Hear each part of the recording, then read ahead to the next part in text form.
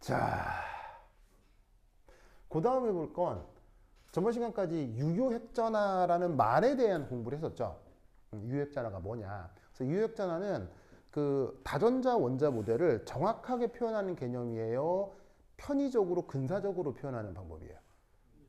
근사적으로 편의적으로 다전자 원자를 표현하는 방법 중에 하나의 개념이 유효핵전화죠. 그래서 전자 간 청력만큼 핵전화가 작아졌다 이런 식의 개념인데 그 계산해 놓은 유효핵전화에도 약간 어떤 성격이 있느냐? 이런 식의 주기적인 성격이 있어요. 주기적인 성격이 있습니다. 그러면 그 주기적인 성격이 뭐냐? 우선 이 주기율표.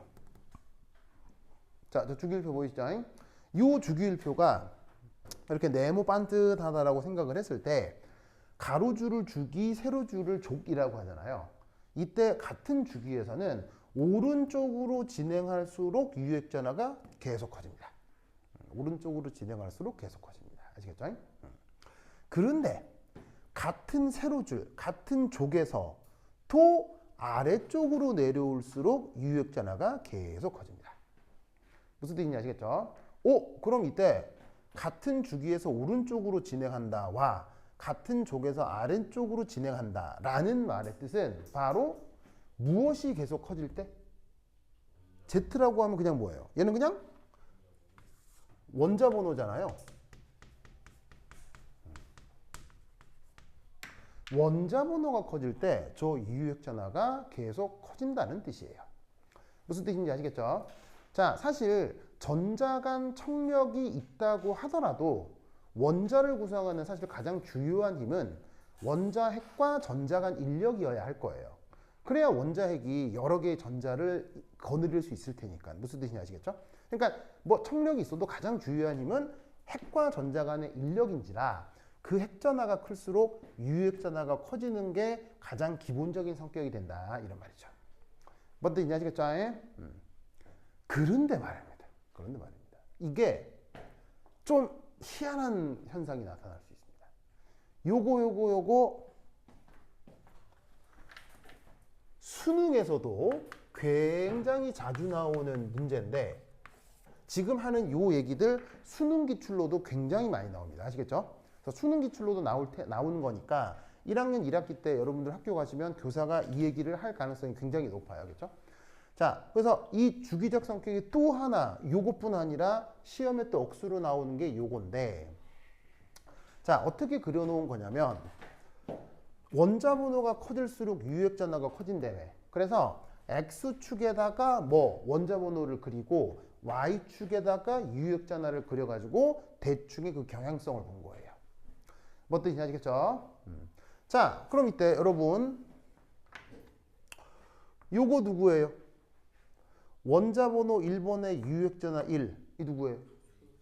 수소라는 거 아시겠죠? 수소. 자, 수소는 가림인자가 얼마겠어요? 수소는 가림인자 얼마예요?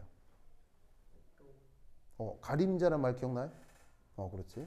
라비, 가림인자가 뭐예요?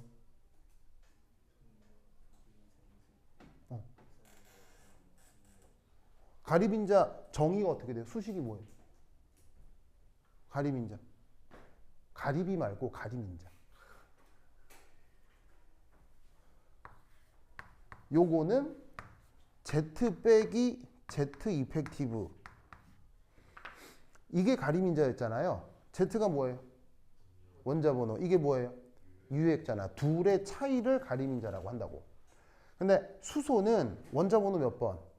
1번. 유효핵전화 몇 번? 유효핵전화 얼마? 1. 왜? 뭐가 없으니까. 전자가 하나뿐이 없으니까. 알겠어요? 그래서 어떻게 된다? 1 빼기 1 해서 가림인자가 0이고 그래서 수소만 1,1이 돼서 여기서부터 딱 시작을 하는 거라고. 무슨 말 알겠죠? 그리고 나서 2번 원소가 누구야? 2번 원소. 2번 원소가 힐륨이지. 무슨 말 알겠죠? 그 2번 원소 힐륨에서 내가 유효핵전화 설명하면서 그때 유효핵전화가 한 1.688 정도 된다. 그런 얘기 했었잖아. 그런 식으로 2,1.7 여기다가 힐륨을 딱 찍는 거지. 뭔 뜻이냐 아시겠죠? 그런 식으로다가 3번 누구? 리튬. 그러면 리베비시 노프네. 10번은 니온. 11번은 누구? 소디움. 그러다가 18번은 누구? 18번은 누구? 알곤. 19번은 누구? 포타슘. 무슨 말 알겠어요? 그런 식으로다가 유효액전화가 어떻게 되는지 이미 사람들이 계산해 놓은 데이터가 있다고 했지. 그 데이터를 여기다가 이런 식으로 도시를 해 놓는 거라 이런 말이에요. 뭔 뜻인지 아시겠죠? 그럼 이때 여기서 가장 중요한 성격은 뭐냐면 그래도 그래프의 개형이 어때요? 그래도 그래프의 개형이 우상향성을 많이 보이죠? 우상향성. 우상향성이라는 게 무슨 말이냐면 원자 번호가 커지면 유효액전화가 커진다. 무슨 말 알겠죠? 그런데 이때 좀 이상한 구간이 발견되죠. 좀 이상한 구간. 자, 어디냐면 바로 요 구간일 겁니다. 바로 요 구간. 그리고 이 구간일 겁니다. 무슨 말인지 알겠죠? 알겠죠? 그러면 이것의 의미는 뭐냐면 바로 여기에 있는 힐륨 바로 18쪽 원소일 겁니다. 그리고 리튬 얼마입니까? 1쪽 원소일 겁니다. 그리고 니온 18쪽 원소일 겁니다. 그 다음 소디움 1쪽 원소일 겁니다. 알곤 18쪽 원소일 겁니다. 그 다음에 포타슘 1쪽 원소일 겁니다. 그래서 어떻게 되냐면 18쪽 원소가 1쪽 원소가 되는 원자번호 증가 과정. 원자번호 증가 18쪽에서 1쪽으로 원자번호가 증가하는 과정만 이런 식으로 갑자기 콱 줄어드는 일이 벌어지는 겁니다. 알겠죠? 그래서 그걸 표시를 좀 해보면 아이고 깜짝이야. 자, 여기에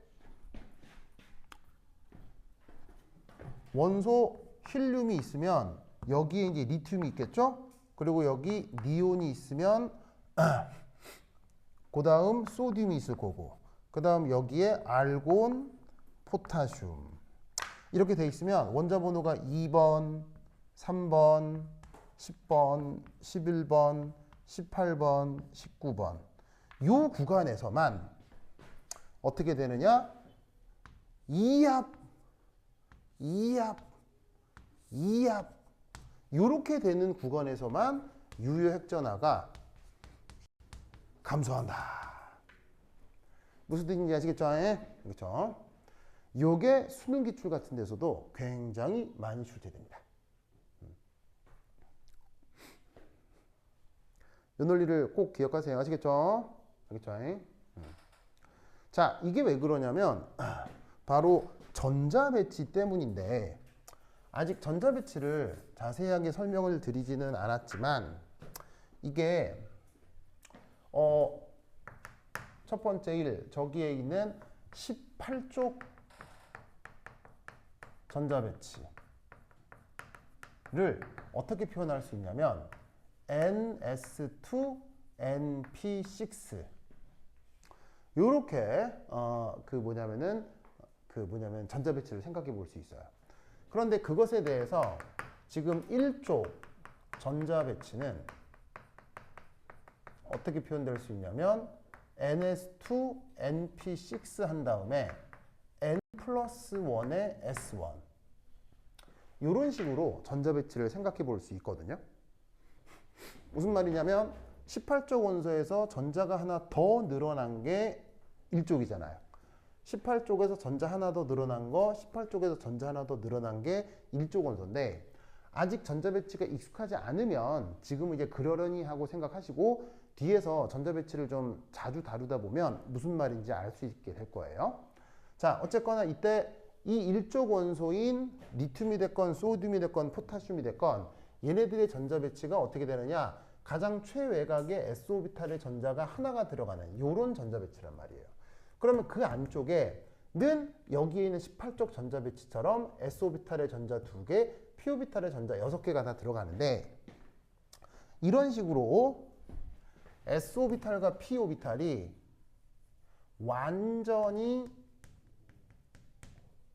다 채워진 전자 배치는 가림 효과가 가장 커집니다. 가림 효과가 아주 커집니다. 그래서 S오비탈의 전자가 다 채워지고 P오비탈의 전자가 다 채워지는, 그러니까 그게 2개고 6개인 거는 이제 이따가 말씀을 드릴 거고요.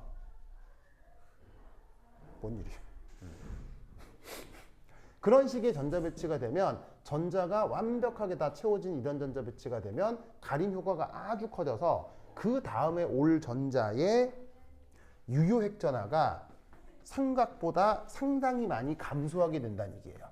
이것의 유효 핵전하가 매우 감소한다. 그래서 18쪽 비활성 원자 전자 배치에서 그 다음 전자가 하나 더 많아지는 1쪽 전자 배치가 되면 이 녀석의 예상되는 유효 핵전하가 아주 작아진다. 이렇게 설명을 만들어 붙이시면 돼요. 하지만 이때 왜 이렇게 유효 핵전하가 이 구간에서 팍 줄어드느냐에 대한 이유 거의 묻지 않습니다. 묻지 않습니다. 그냥 이 현상을 알고 있느냐만 문제에서 묻습니다. 아시겠죠? 그래서 굳이 이유를 묻지 않기 때문에 더욱 중요한 거는 이 현상을 기억하는 겁니다. 알겠죠? 그리고 이 전자 배치에 대해서는 뒤에서 다시 한번 얘기토록 하겠어요. 알겠죠? 그래서 유효 핵전하에 대해서는 이런 주기적인 성격이 있다라는 거 꼭 기억해 두시기 바랍니다. 오케이, 됐다. 자, 썼죠? 자, 여기 됐어요? 됐죠? 그 다음 네 번째,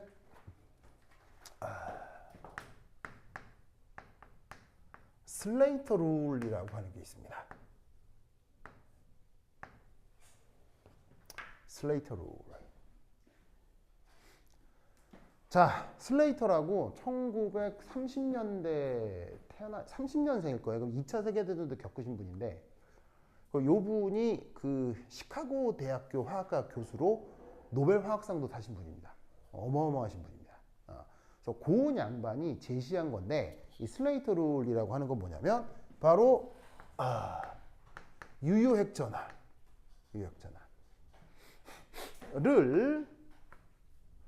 근사적으로 표현하기.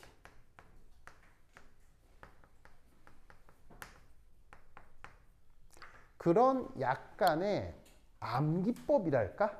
암기법? 유효 핵전하를 근사적으로 표현하는 암기법을 그 슬레이터 룰이라고 합니다. 아시겠죠? 그래서 이 암기법이 이게 희한하게도 뭐 그렇게 대단히 중요한 건 아닌데 여러분 학교에서 시험 문제로 굉장히 자주 나왔었어요. 그렇죠? 그래서 이제 요거를 조금 살펴볼 텐데 거기 교재 보시면 교재 22페이지 찾았어요? 교재 22페이지?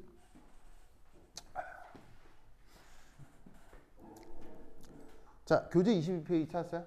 거기 보시면 오바마 어디 봐요? 오바마 방금 그 멍 때렸죠? 진짜 이거 봐야죠. 22페이지에. 그래.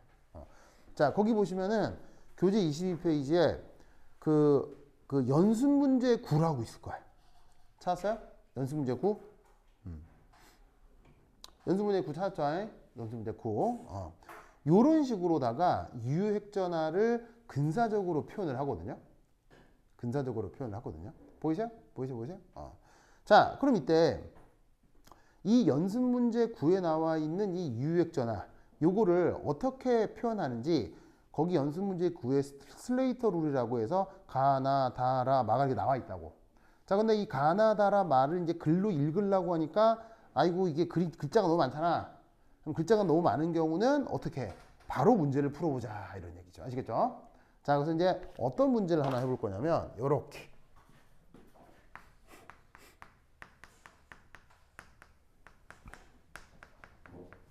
자, 바로 철의 모든 전자의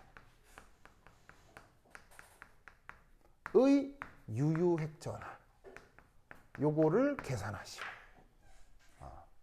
요런 문제를 한번 풀어보겠다 이런 말이에요. 아시겠죠? 자, 그럼 혹시 여러분 아실란가 모르겠는데 철의 원자번호는 몇 번일까요? 어떻게 알았어요? 이야, 대단한데 오바마. 오바마 좋아요, 좋아요. 자, 철의 원자번호는 바로 26번입니다. 26번. 그럼 원자번호가 26번이라는 얘기는 그 뭐 평소에 전자가 몇 개 있다는 얘기예요. 그냥 중성인 상태에 전자가 몇 개 있다는 얘기예요. 전자도 26개가 있다는 얘기죠. 뭐 전기적으로 중성일 때는 원자번호하고 전자기수가 같아야 되니까. 그러면 여기에 있는 전자가 총 26개인데 그 26개 각각 전자들의 유효핵전화를 다 표현하는 방법이 있다는 얘기예요. 그래서 그 모든 전자들의 유효핵전화를 이미 계산을 통해서 사람들이 다 알아냈거든. 그 알아내 놓은 것을 화학자적 관점에서 편하게 외워서 쓰는 방법이 뭐가 있겠냐는 거예요. 그래서 여기 있는 슬레이터 룰은 엄밀한 물리학적인 근거에 입각해서 유효액잔화를 구하는 방법이라기보다는 이미 기존에 알려져 있는 유효액잔화를 쉽게 짐작하는 암기법이에요. 암기법. 무슨 말 알겠어요? 예를 들면은 그 도레미송 같은 거요. 도레미송. 도에 디어, 피메일, 디어 이런 노래 있잖아요. 그 도레미파 솔라시도를 그 영어 단어에 이렇게 해가지고 교육용으로 암기하는 것, 아니면 혹은 뭐 알파벳송, 뭐 A, B, C, D, E 이런 거 있잖아. 그런 거와 같은 암기법이에요. 무슨 말 알겠죠? 그래 사실 원리적으로 그렇게 대단한 건 아니에요. 근데 이제 여러분 학교에서 과거 이거를 시험 문제로 굉장히 많이 출제해 본 결과 이거 한번 우리 거 안 짚고 넘어갈 수는 없다 이런 얘기죠. 아시겠죠? 자, 그럼 어떻게 하느냐 이렇게 합니다. 자, 라비 보고 있죠? 라비 자는 거 아니죠? 자는 거 아니죠? 그렇지, 그렇지. 그래. 너는 왜 저번 시간 어디 갔어? 왜 안 왔어요? 월요일 왜 안 왔어요? 아, 진짜로요? 카톡을 해도 보지도 않고. 근데 전날부터 계속 카톡을 했는데.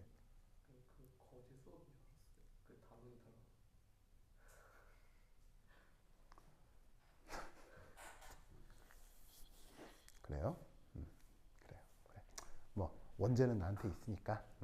그래도 연락하면 좀 봐주고 좀 그래요. 알겠죠? 그래요. 자, 어쨌건. 자, 이제 풀어보자. 첫 번째 1. 첫 번째 1. 다전자. 원자, 전자들을 배치하고 다음처럼 그룹핑합니다. 다음처럼 그룹핑합니다.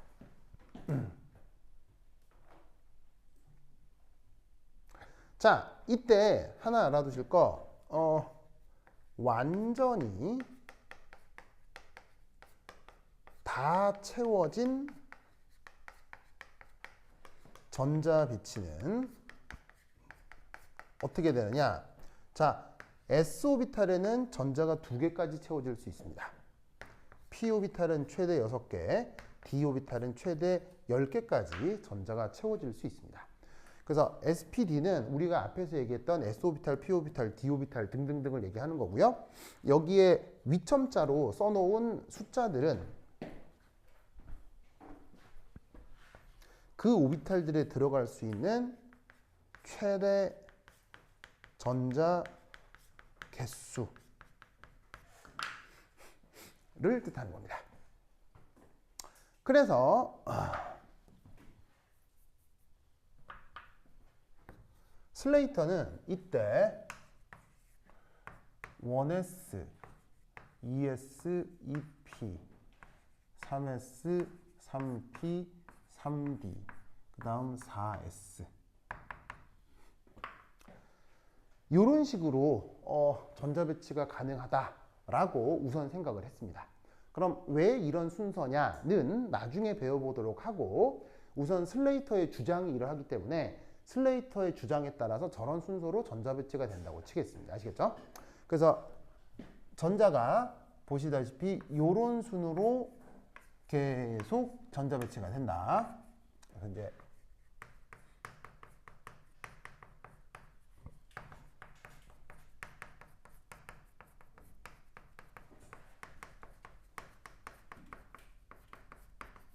자, 지금은 이게 무슨 순서인가 싶겠지만 뒤에서 이 순서를 어떻게 인식하고 어떻게 암기하는지에 대해선 또 한번 얘기를 하도록 하겠습니다. 우선은 지금은 슬레이터라는 사람의 주장을 그냥 살짝 암기해 보는 시간이라고 생각합시다. 자, 그런 다음에 슬레이터는 얘네들을 어떤 기준으로 그룹을 만듭니다. 어떤 기준으로 그룹을 만듭니다. 자, 어떻게? 요렇게 요렇게 요렇게 요렇게 요렇게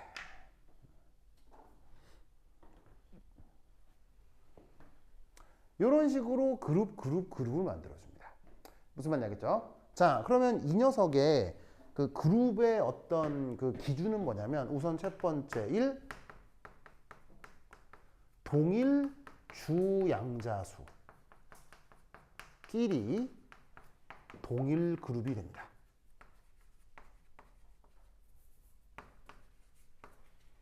자, 여기 보시면 오비탈이 배치되는 그 순서에 S오비탈, P오비탈, D오비탈 해가지고는 저 앞에 써여 있는 요 1, 2, 2 이런 숫자들이 다 뭐냐면 요게 주양자수들인 거죠. 그래서 주양자수들이 지금 S오비탈, P오비탈 앞에 쓰여져 있는 거예요. 알겠죠? 그래서 주양자수가 1인 S오비탈, 주양자수가 2인 S오비탈, 뭐 주양자수가 3인 S오비탈 그런 거라고 생각을 하자 이런 말이죠. 그러면 이 첫 번째 그룹은 어떻게 보여요? 주양자수가 1인 그룹, 2인 그룹, 3인 그룹 무슨 말인지 알겠죠? 그리고 4인 그룹 이렇게 이제 표현이 된다 이런 말이에요. 아시겠죠? 근데 이때 이제 재밌는 건 두 번째 이 D와 F 오비탈은 독립 그룹입니다. 주양자수가 3인 3D 오비탈인데도 얘만 따로 그룹핑이 됩니다. 알겠죠? 그 다음 필요하면 F오비탈이 나중에 등장할 수도 있거든요. 몇몇 원소들에 대해서.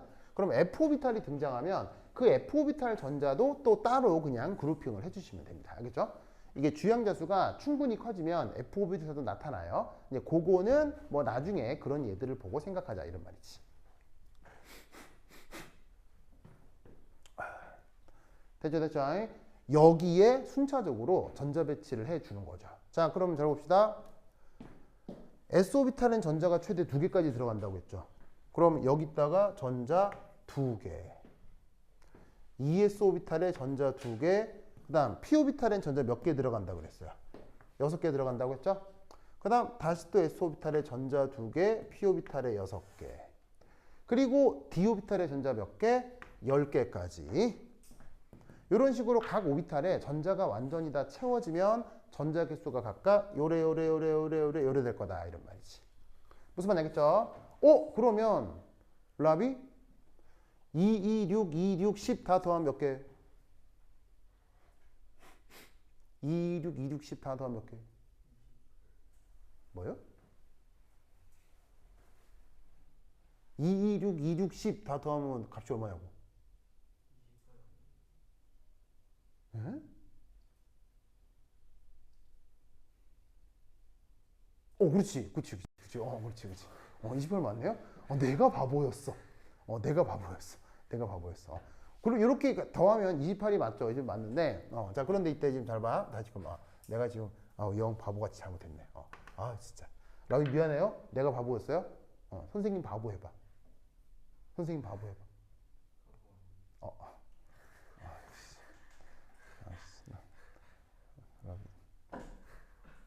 이렇게. 라비 대단해요. 라비 고마워요. 그래요. 자, 그럼 다시 2, 2, 6, 2, 6 하면 몇 개야? 여기까지 하면 18개. 그런데 지금 언급하려고 하는 원소가 철이잖아, 철. 철은 전자가 총 몇 개 있어? 26개가 있잖아. 그러면 26개 전자까지 채워야 되는데 여기까지 몇 개인 거야? 여기까지 18개지. 그러면 26개에서 18개를 빼면 몇 개 나와?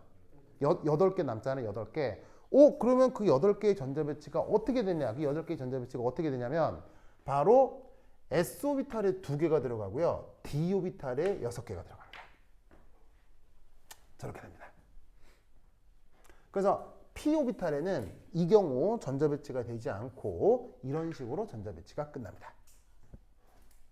그러면 이때 여기 잘 보시면 왜 d오비탈에 6개라고 하고 s오비탈에 2개라고 하고 요거는 나중에 배워보도록 하겠습니다. 이거는 뒤에서 좀 얘기를 하겠습니다. 왜냐면 요거 하나로도 좀 배워야 될 얘기들이 많기 때문에 요 얘기는 뒤에서 다시 하도록 하겠습니다. 어쨌거나 슬레이터라는 사람의 주장에 의하면 26개의 전자를 이런 식으로 전자 배치를 합니다. 알겠죠? 몇몇 풀리지 않는 의문들은 뒤에서 좀 더 공부하면 알게 될 겁니다. 그리고 이때 여기서 동일 그룹 전자들은 근사적으로 요 유효 핵전화가 같습니다. 누구의 근사에 의하면? 슬레이터의 근사에 의하면. 무슨 말이냐면 자, 1s 오비탈의 전자가 지금 몇 개 있어요? 1s 오비탈의 전자가 몇 개가 있어요? 2개가 있겠죠. 실제로는 이 두 전자들의 유효액자는 다를 수 있습니다. 아시겠죠? 그런데 같다고 두는 겁니다. 그 다음 ES, EP 전자, 이 두 전자의 유효액자나 사실은 다릅니다. 아시겠어요? ES 오비탈에 있는 전자하고 EP 오비탈에 있는 전자하고 유효액자나 다릅니다. 다른데 비슷하거든요. 비슷해요. 그래서 슬레이터는 어차피 이거 다 근사적으로 표현하는 거잖아.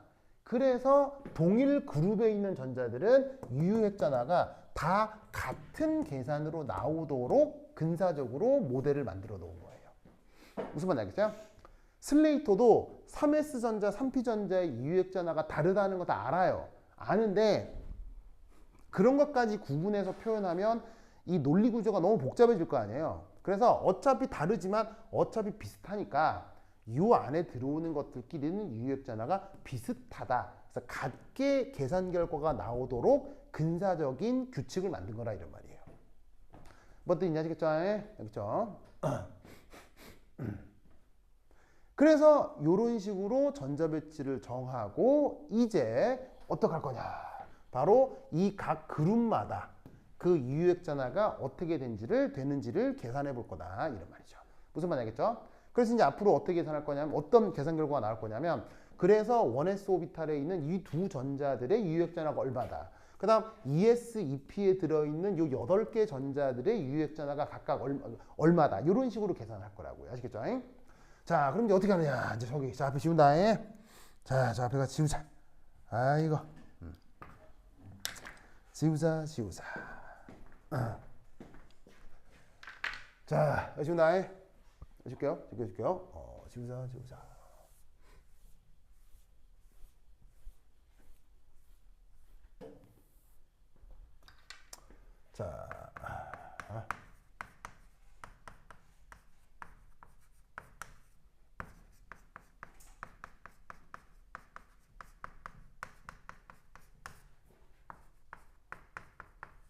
자, 그래서 저런 식으로 슬레이터가 얘기한 대로 그룹핑을 지어서 전자배치를 한 다음에 이 각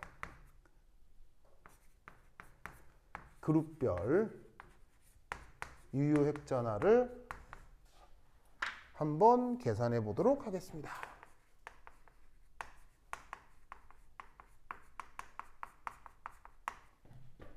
자, 우선 첫 번째 유효액전화. 가장 왼쪽에 누가 있냐면 1s2 이 전자의 유효액전화를 계산해 보도록 하겠습니다.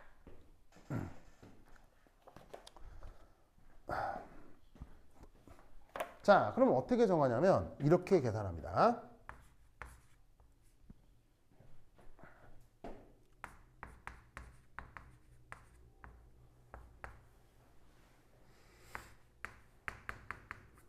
짜잔. 우선 첫 번째 1s 오비탈에 있는 두 전자의 유효액전화는 25.7. 25.7. 이렇게 계산이 됩니다.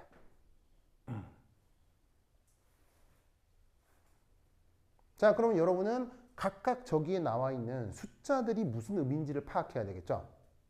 자, 그럼 우선 첫 번째. 이건 무슨 숫자예요? 난데없이 26이라고 덜렁 쓴 저 숫자는 뭐예요? 바로 이거잖아요. 이 해당 원소의 원자 번호가 되는 거죠.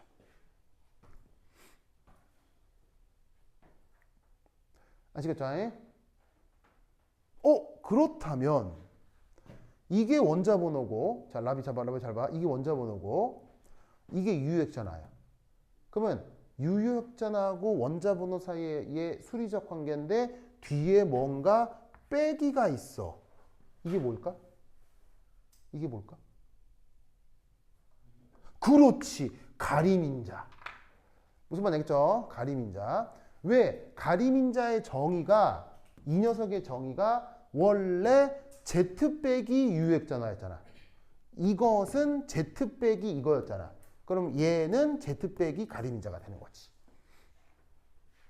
그래서 이 슬레이터 룰은 그 녀석의 원자 번호에다가 가림인자를 빼가지고 그 해당 그룹 전자의 유효액잔화를 계산하는 방식이라고. 무슨 말인지 알겠어요? 그러면 이제 우리는 뭐를 이제 차근차근 알아봐야 된다는 얘기야. 바로 이 가림인자가 이게 어떻게 구성되는지를 알아야 된다는 얘기겠지. 알겠죠?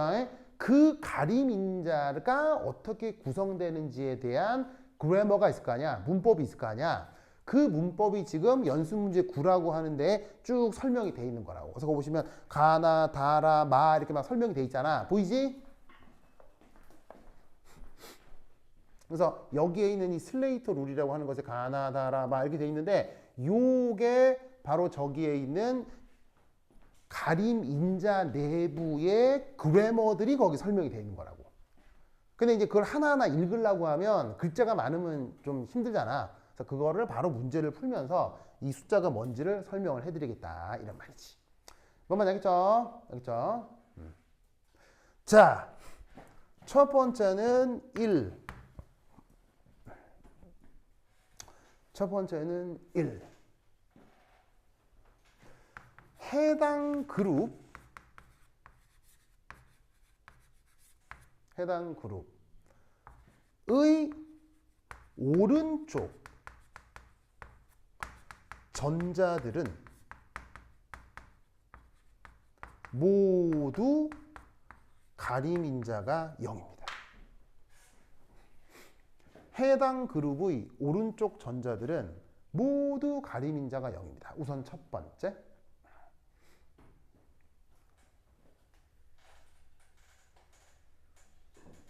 자, 무슨 말이냐면 아까 이 전자 배치에서 누구의 지금 유효액잔화를 계산하려고 하는 거예요? 이 녀석이죠? 그럼 유효액잔화를 계산하기 위해서 가림인자를 계산해야 되는데 이 전자의 가림인자를 계산하기 위해서는 계산한다라고 하면 이 그룹의 오른쪽에 있는 애들 있죠? 오른쪽에 있는 애들.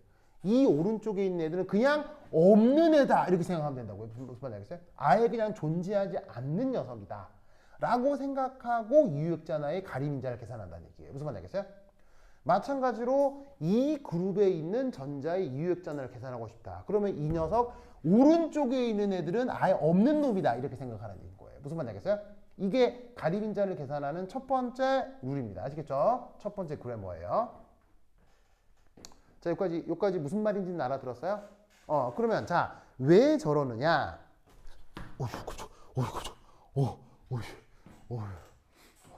자빠질 뻔했어요. 이렇게 나이 든 사람은 자빠지면 크게 다쳐요. 조심해야 됩니다. 아니, 할배가 돼가지고 요즘 많이 이렇게 막 약해진 걸 느낍니다.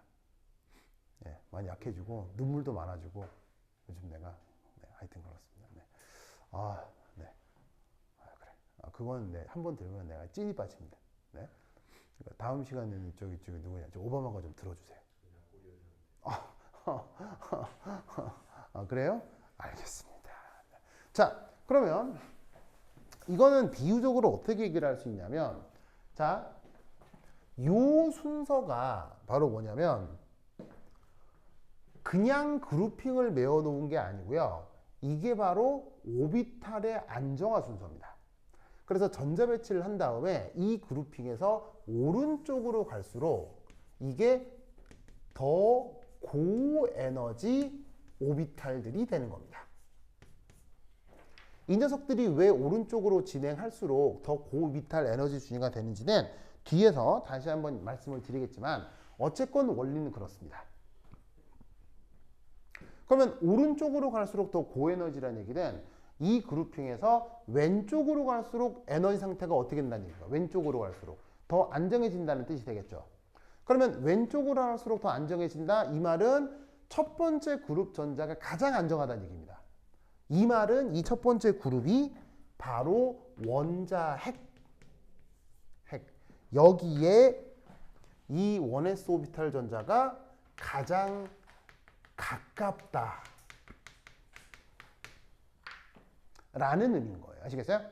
전자가 핵에 가까우면 안정해져요, 불안정해져요? 전자가 핵에 가까우면 안정해져요, 불안정해져요? 당연히 안정해지고, 전자가 핵에서 멀어지면 안정해져요, 불안정해져요? 불리해진다, 이런 말이죠. 그래서 이 그룹핑의 순서는 바로 핵에 가까워서 얼마나 안정하냐, 핵에서 멀어져서 얼마나 불안정하느냐, 그 순서대로다라고 생각해도 된다는 얘기예요. 그러면 이때 이 그룹핑 오른쪽에 있는 애들은 뭐라고 생각할 수 있냐면 이 기준 내가 생각하고 있는 전자들보다 핵에서 더 멀어진 애들이다 라고 생각할 수 있거든요. 그럼 이건 비유적으로 어떻게 생각할 수 있느냐. 자, 여러분 극장에 갔어요. 극장에 가서 요즘 또 극장에 워낙 사람이 없어가지고 뭐 그건 알아요? 우리나라 요즘 영화 우리나라 사람들 극장에 잘 안 가는 거? 그렇다면 내가 극장 얘기를 왜 했느냐? 네, 진짜 내가 또 이상하다 쓸데없는 얘기가 있지 다시. 자, 극장 얘기를 왜 했느냐? 자, 만약에 이제 오랜만에 간 극장이었어. 자, 극장이었는데 이거 아무리 극장이었는데 극장에서 벌어질 수 있는 가장 난감한 상황이 뭐야? 자, 극장에 갔는데 내가 영화 보러 극장 갔잖아? 근데 영화 보러 극장에 갔는데 이 극장에서 벌어질 수 있는 가장 불편한 상황. 이 뭐야? 이게 뭐냐면 이렇게 옆에 막 매너 나쁜 사람이 있어서 나를 공격했다. 이거는 이건 뭐냐면은 불편한 게 아니고 이거는 도덕적이고 법적인 문제일 수 있지. 그런 거 말고요. 막 옆에 매너 나쁜 사람이 막 나를 발로 찬다더라 막 이런 거는 법적이고 도덕적인 문제고 그게 아니라 극장에서 벌어질 수 있는 그 기술적인 문제 중에서 나를 가장 불편하게 만드는 거. 이건 어떻게 법적인 문제도 아니고 도덕적인 문제도 아닌데 기술적으로 물리적으로 나를 가장 불편하게 만드는 게 있어요. 극장에서. 바로 내 앞에 이만한 분이 앉아 계시는 거야. 무슨 말인지 알겠어요? 내 앞에 이만한 분이 있어. 그분은 아무 죄가 없어. 무슨 말인지 알겠어요? 단지 등치가 좀 앉은 키가 크실 뿐이야. 그럴 수 있잖아. 저런 애처럼. 무슨 말인지 알겠어요? 그럼 앞에 앉으신 분이 등치가 이만한 게 법적, 도덕적으로 문제가 있는 건 아니잖아. 하지만 그분이 내가 전체 스크린에서 이렇게 조금이라도 귀퉁이를 조금만 스크린을 가려도 이건 기분 좋은 일이야, 굉장히 불편해. 그렇잖아. 이게 자막을 가리는 것도 아니고 중간에 나오는 캐릭터를 가리는 것도 아니지만 배경 일부만 여기 조금 가려도 이게 굉장히 별로잖아. 이게 싫잖아, 그지? 그거. 그러면 생각해봐. 내가 바라볼 모든 스크린을 충분히 느끼고 싶은데 누군가 나를 가린다라고 하면 그건 반드시 내 앞에 있는 관객이 스크린을 가리는 거야? 내 뒤에 있는 관객이 스크린을 가리는 거야? 당연히 앞에 있는 관객만이 스크린으로부터 나를 가려줄 수가 있는 거지. 그 얘기예요. 무슨 말 알겠어요? 즉 무슨 말이냐면 핵이 여기 있고 핵하고의 인력을 생각하는데 내가 해당 전자의 뒤쪽에 핵으로부터 더 멀리 있는 전자들은 이들 간의 청력이 나에게 큰 영향을 주지 않는다라는 생각인 거예요. 뭔 말인지 아시겠죠? 알겠죠? 그게 여기에 있는 요 첫 번째 내용에 대한 얘기입니다. 뭐 말인지 아시겠죠? 알겠죠? 그래서 우선 첫 번째 해당 그룹의 오른쪽 전자들은 모두 가림 인자가 0이다. 요 슬레이터 룰에서 요 논리 구조를 꼭 생각해 주세요. 아시겠죠? 자, 그 다음 어떤 내용이 있느냐? 부서 한 10분 쉬었도록 하겠습니다. 화장실 갔다 오세요. 자.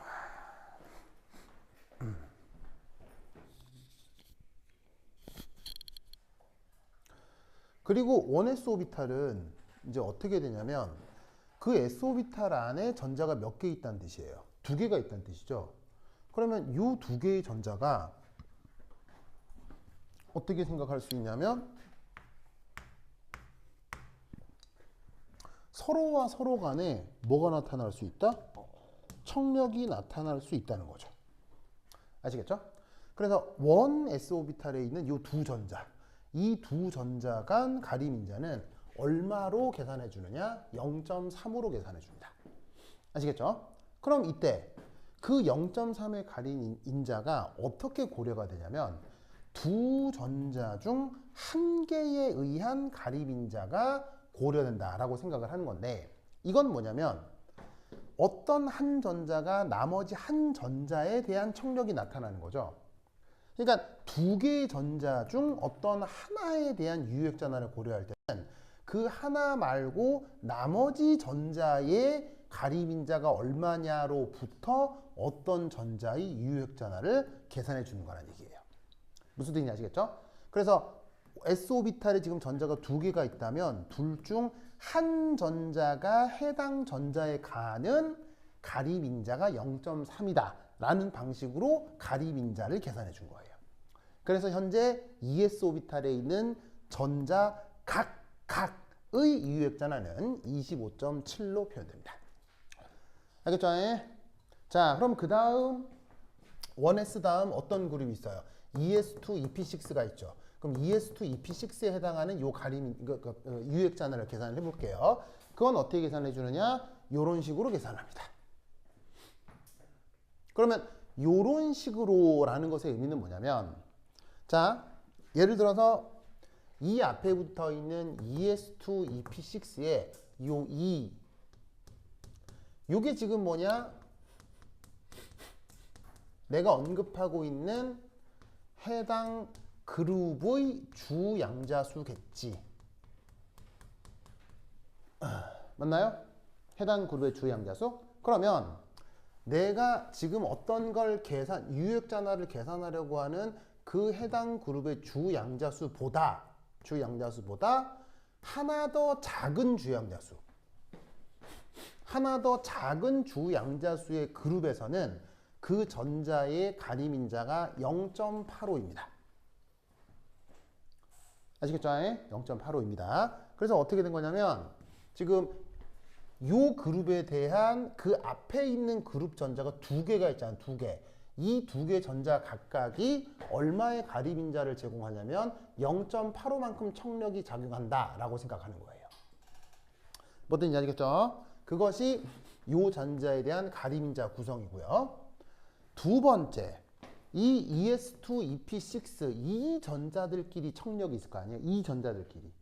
그 해당 그룹 전자 간 청력은 0.35씩 나타납니다. 아시겠죠? 그런데 지금 현재 전자가 몇 개 있어요? 2 더하기 6에서 몇 개 있어요? 2 더하기 6에 총 8개가 있잖아. 그러면 어떻게 될 거냐면 8개의 전자가 있는데 내가 지금 관심 있는 전자가 요 전자라고 해봐.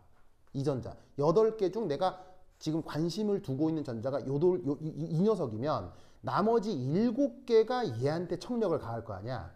그러면 이 7개 각각이 얘한테 주는 청력이 같은 그룹 내에서 0.35다라고 계산한 거라고. 이해하셨죠? 이해했죠? 그래서 ES, EP 전자에 대한 유효액 전환은 21.85 이렇게 계산이 된다 이런 말이죠. 아시겠죠? 자, 그럼 그 다음 그룹은 어디에 있겠어요? 여기겠죠? 3s2, 3p6 3s2, 3p6 보이시죠? 그럼 이 3s2, 3p6에서도 또 이제 계산을 한번 해봐요. 자, 어떻게 되느냐? 이런 식으로 이제 가림인자를 계산하는데 0.35는 어디 있는 전자 간 가림인자라고 했죠? 0.35는 방금 앞에서 어디 있는 전자 간 가림인자라고 했죠? 바로 자기 그룹 내의 가림인자라고 했죠. 무슨 말인지 알겠어요? 0.85는 뭐예요? 0.85는 언급하는 그룹 바로 전 단계 전자들의 가림인자가 0.85예요. 무슨 말인지 알겠어요? 여기 지금 새로 등장한 가림인자 1이 있는데 1, 얘는 뭐냐면 m-2. 그러니까 내가 언급하고 있는 그룹 전에 있는 애들은 각 전자단 가림인자가 가장 커지는 1이 된다 이런 얘기인 거예요. 무슨 말인지 알겠어요? 전자 하나가 전자 하나만큼 여 전자의 청력을 가할 수 있다는 얘기죠. 이유는 뭐겠어요? 그만큼 전 단계에 있는 애들은 핵에 그만큼 더 가깝다라는 의미인 거죠. 무슨 말인지 알겠죠? 그래서 이 관점의 그 전 그룹에 있는 전자들은 가림인자가 얼마다? 각각 1이다. 그 다음 그룹은 어디예요? 3D6. 자, 이 3D6에 대한 가림인자 계산입니다. 0.35는 뭐라고 그랬어요? 0.35는 뭐라고 그랬어요? 자기 그룹 내의 그 가림인자라고 했죠. 자기 그룹 내에 지금 전자가 총 몇 개 있어요? 6개가 있기 때문에 어떤 한 전자에 대해서 나머지 5개 전자가 청력을 가한다는 얘기인 거예요. 아시겠어요? 그러면 같은 그룹 내에는 이 나머지 5개 전자가 주는 청력이 각각 0.35. 알겠죠? 그런데 여기 난데없이 쭉 곱하기 1이 돼 있죠. 쭉 곱하기 1이 돼 있죠. 여기 그리고 앞에 18개의 전자가 나와 있죠. 이게 뭐냐면 3D 전자 왼쪽 그룹에 있는 전자들이 다 더하면은 12, 18. 이 18개의 전자들에 대한 가림인자가 지금 여기 표현되어 있는 거예요. 이건 뭐냐면 관련되어 있는 지금 그룹의 전자가 D 아니면 F 그룹이라면이에요. 아시겠어요? 물론 지금 이 전자 배치에서는 F가 나타나는 건 아니지만 혹여나 F 그룹이 나타난다면이에요. 아시겠죠? 그러면 D 전자나 F 그룹의 전자는 어떻게 되느냐? 그 왼쪽에 있는 모든 전자들의 가림인자가 1입니다. 알겠죠? 즉 D나 F 전자에 대한 가림인자를 계산할 때는 이 앞에 있는 애들은 다 111111111이라는 얘기예요. 무슨 말인지 알겠어요? 그래서 계산이 어떻게 되어 있는 것이다? 18 곱하기 1 이렇게 되어 있는 거라고. 그래서 3D 전자에 대한 유효역전하는 6.25 이렇게 계산이 됩니다. 드디어 마지막 그룹핑 뭐가 남았어요? 4S가 남았죠? 자, 그럼 이 4S 얘는 어떻게 해주시면 되냐면 자, 원래 원자 번호에다가 또 어떻게 가림인자 빼주시면 되죠. 자, 0.35는 누구 거예요? 0.35는 누구가 한 가림인자예요? 자기 그룹 내 그 가림인자죠. 전자가 두 개가 있으니까 둘 중 하나가 이 녀석한테 주는 가림인자가 0.35 아시겠죠? 그 다음 0.85는 뭐예요? 0.85는 바로 그 녀석보다 주양자 수가 한 단계 작은 전자들의 가림인자가 0.85죠. 지금 4 있으면 관련 주양자 수가 4니까 그것보다 1 작으면 얘네들이 관련 주양자 수가 한 단계 작은 거잖아. 그럼 여기 전자가 총 몇 개가 있어? 8개, 14개. 총 14개의 전자가 있지. 이 14개 전자 각각의 가림인자가 얼마라고? 0.85라고. 그런데 해당 언급하는 오비탈의 주양자 수가 4면 그것보다 한 단계, 두 단계 뒤에 있는 애들은 더더욱 가림인자가 커져서 그 가림인자가 모두 다 뭐란 얘기야? 1.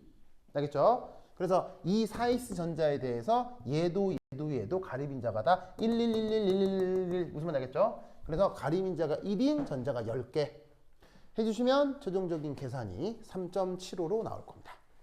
알겠죠? 그래서 이런 식으로 계산하는 것이 바로 뭐다? 기존 알려져 있었던 그 슬레이터 룰을, 그러니까 기존 알려져 있었던 유효핵전화를 그나마 근사적으로 편하게 표현하는 방법이다. 아시겠죠? 그래서 슬레이터 룰은 바로 유효핵전화들의 간단한 암기법이다라는 거예요. 알겠죠? 그래서 자, 지금부터 잘 들어요. 그래서 슬레이터 룰은 만약 시험 문제에 나온다고 하면 0.3, 0.35, 0.85, 1 안 줍니다. 문제에서. 안 줍니다. 무슨 말이냐면 이번 시험 범위에 만약에 슬레이터 룰이 나온다라고 하면 여러분들은 0.35, 0.85, 1 이것의 의미를 알고 암기가 되어 있어야 됩니다. 무슨 뜻인지 아시겠죠? 알겠죠? 그래서 이 슬레이터 룰은 이상하게도 시험 문제로 만들어낼 때는 절대 내 교재처럼 이렇게 친절하게 설명해 주지 않습니다. 그냥 난데없이 슬레이터 룰을 활용해서 해당 원자에서 나타나는 전자들의 유효액전하를 계산하시오. 가 답니다. 그냥. 그러면 0.3, 0.35, 0.85, 1 이걸 외우고 있어야 돼요. 무슨 말인지 알겠죠? 아시겠죠? 그래서 이 슬레이터 룰은 뭐 교사가 언급하지 않으면 시험에 안 나오는 건데 그 학기 중에 교사가 언급을 했다. 그러면 무조건 한 문제 낸다는 얘기 아시겠어요? 그럴 경우에 내가 추천드리는 것은 이 0.35, 0.85, 1 이걸 억지로 외우려고 하지 말고 지금 내가 풀어준 철 있죠, 철. 이 철 원자의 각 그룹별 유효액전하를 계산하는 이 문제풀이 있죠. 이 문제풀이. 이걸 반복적으로 외우세요. 그냥. 이 문제를 그냥 반복적으로 보세요. 그래서 만약에 슬레이터 룰이 시험 문제 나오면 시험 치기 전에 이 문제만 3번을 풀어보라고. 그냥. 알겠어요? 이런 거 3번 쓰는 거 아무것도 아니잖아. 그래서 여기 교재에 나와 있는 것처럼 첫 번째 풀어보고 그 다음에 두 번째 가려서 풀고 세 번째 완전히 그냥 돌돌돌 외워서 쓰고 이렇게 하면 완벽해요. 아시겠죠? 이때 내가 이 문제를 풀어보라고 추천을 하는 근거는 뭐냐면 이 철 26번에 대한 각 그룹별 유효액전하를 표현하는 방법이 어디에 수록되어 있냐면 바로 슬레이터의 논문에 이게 추천이 되어 있어요. 그 수록이 되어 있어요. 실제 슬레이터의 논문을 뒤지면 철 26번을 가지고 예를 들어 슬레이터 룰을 설명하고 있어요. 무슨 말 알겠어요? 이 말은 내가 진짜 슬레이터 룰 논문을 봤다는 얘기겠지. 거기 뒤지면 진짜로 예를 가지고 설명합니다. 예를 들어 이렇게 나와요. 무슨 말 알겠어요? 그래서 이걸 가지고 연습을 하는 것이 슬레이터 룰을 연습하는 가장 효율적인 방법이야. 무슨 말 알겠죠? 알겠죠? 그래서 이렇게 풀어나간다를 꼭꼭 외워놓으시기 바랍니다. 오케이, 다다. 라벨 알겠죠? 알겠죠? 수요 논리 꼭꼭 기억해 주시기 바랍니다. 왜? 지훈이 뭐? 또 뭐? 예. 예, 맞습니다. 네, 당연히. 그래서 다른 원자들에 대해서도 같아집니다. 다른 원자들에 대해서는 뭐가 달라지겠습니까? 이 원자 번호가 달라지겠죠. 이 원자 번호가 다르니 이미 다른 원자들을 고려하고 있다라는 뜻이겠지. 큽니다. 실제로는 오차가 아주 큽니다. 아까 얘기했잖아요. S하고 P의 유효액전하는 실제로 어떻다? 실제로 다릅니다. 아시겠어요? 많이 다릅니다. 근데 근사적으로 뭉뚱그려서 이렇다라고 얘기하는 거지. 무슨 말인지 알겠어요? 그래서 구체적인 데이터도 사실 다 수록되어 있습니다. 어디 있냐면 내 교재에도 다 있어요. 내 교재에도 어디 있냐면 21페이지에 있어요. 21페이지. 교재 21페이지에 보시면 표 4라고 있을 거야. 찾았어요? 교재 21페이지에 보시면 표 4라고 있을 거야. 찾았죠? 거기에 1번에서 대략 36번 원소들 사이에 유효액전하가 얼마인지 쭉 나와 있을 거야. 무슨 말인지 알겠어요? 그럼 거기 26번에 철이 있을 거거든. 그 26번에 철에 나와 있는 데이터들이 얘랑 비슷하냐라고 묻는다면 그렇게 심각하게 비슷하지 않아요. 알겠죠? 심각하게 비슷하지 않아요. 약간씩 달라요. 무슨 말인지 알겠어요? 알겠죠? 이렇게 다릅니다. 근데 이제 나와 있는 것들 이것을 보시면은 표 4에 보시면은 3S, 3P를 구분해서 유효액전하를 보여주고 있잖아요. 무슨 말인지 알겠죠? 근데 슬레이터 룰에서는 이 두 개를 근사적으로 비슷하고 본다는 거지. 알겠죠? 여하튼 그렇다. 그래서 이런 식의 방법들이 있다라는 것을 잘 기억해 두도록 합시다. 오케이, 다다. 좋아.